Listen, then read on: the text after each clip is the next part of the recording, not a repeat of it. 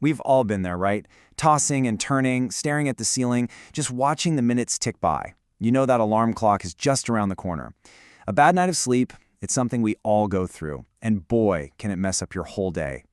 But what if you didn't have to just endure it? What if you could actually do something about it? Not just get more sleep, but better quality sleep, starting like tonight. Well, let's dive into the science that can make that a reality. Because you see, it turns out there's a real science to sleeping well. And in this explainer, we're going to walk through 6 key, evidence-backed tips that can seriously help you transform your relationship with sleep for good. Okay, our first big pillar is all about the clock. And I'm not talking about the one on your wall, but the one that's hardwired deep inside your brain. It's all about mastering your timing.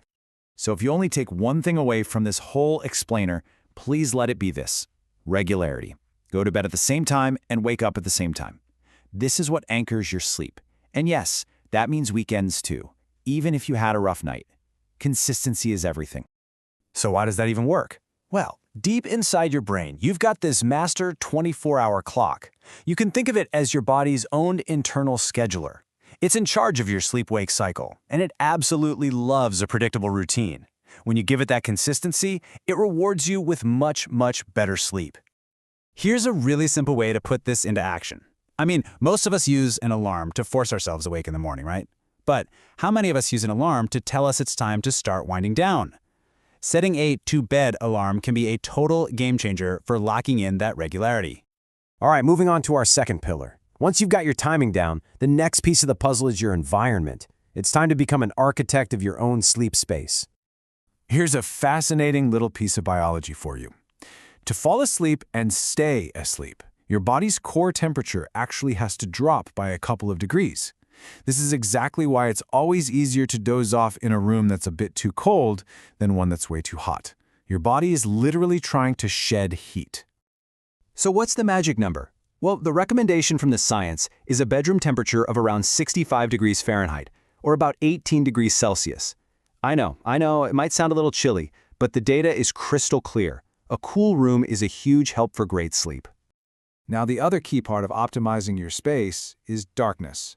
Let's be honest, in our modern world, we're kind of a dark-deprived society. But darkness is a critical signal for your brain. It's what triggers the release of a hormone called melatonin. And melatonin is the thing that times when you feel sleepy.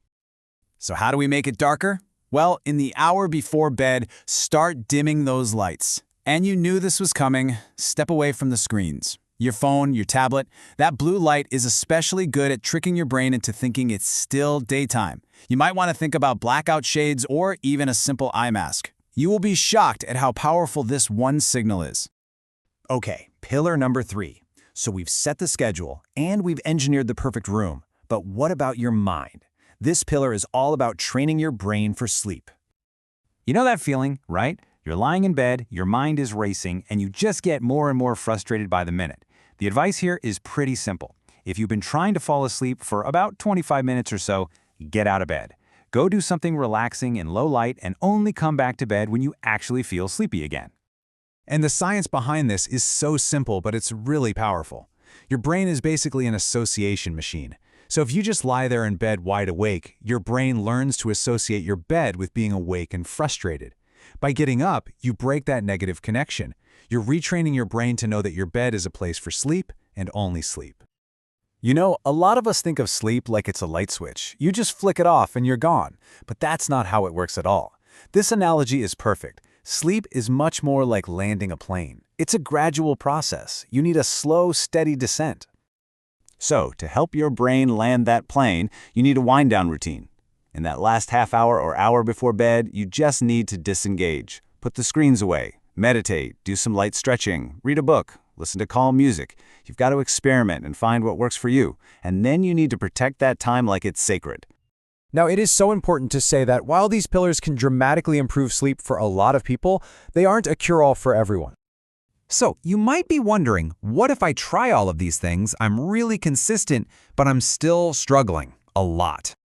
Well, think of it this way. A coach can give an athlete all the best performance tips in the world. But if that athlete has a broken ankle, those tips aren't going to help much, are they? You have to treat the broken ankle first. And sleep works exactly the same way. So, when it comes down to it, if you suspect you might have a clinical sleep disorder, something like insomnia or sleep apnea, these tips alone might not be enough. The single best piece of advice in that case is to go speak with your doctor. Okay, after all of that, let's just reframe how we think about sleep. It's not a luxury, it's not wasted time. It is a fundamental part of your health just waiting for you to unlock it. The evidence is overwhelming. Getting enough high-quality sleep is the foundation of our physical and mental health. Seriously, you can think of it as a nightly life support system that replenishes every single major system in your body. And when you finally harness it, when you learn to sleep well consistently, it truly transforms what you're capable of when you're awake. It improves your memory, your creativity, your immune system, your mood. It's not just about ending bad nights. It's about creating better days. And you know, some might even call that a superpower. So, what will you do with yours?